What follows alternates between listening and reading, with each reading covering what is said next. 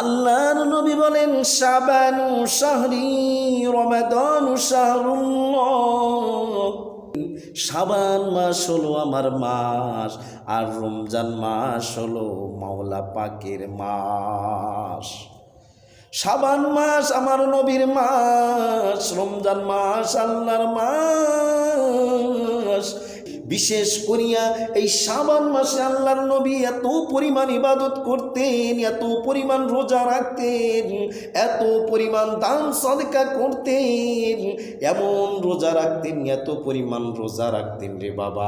রোজা রাখতে রাখতে মা আয়েশা রাদিয়াল্লাহু তাআলা আনহা বলেন যে আমার নবী যে রোজা রাখতেন শাবান মাসে এত পরিমাণ, মনে হয় রোজার নবী ভাঙবেই না।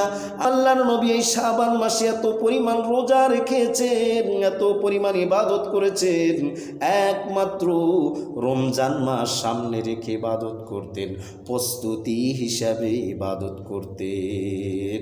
যেহেতু রমজান মাস আল্লাহ তাআলার মাস, এই রমজান মাসের আগে আমাদেরকে প্রস্তুতি গ্রহণ করতে হবে।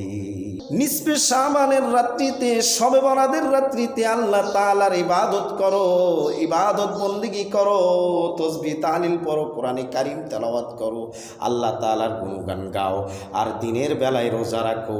3 নম্বরে নিজের পিতামাতা, আত্মীয় স্বজন বা মুরব্বিয়ান ইকরাম যারা কবরে চলে গেছে, যারাই কবরে চলে গেছে, গ্রামের মানুষ বা যারাই কবরে চলে গেছে তাদের জন্য ইসালে সব বক্সা দাও, তাদের জন্য দোয়া করো বা জিয়ারত করো। এই 3টা আমল আল্লাহর নবীর সুন্নাত। কারণ আল্লাহর নবী এই শাবান মাসে বেশি ইবাদত করেছেন।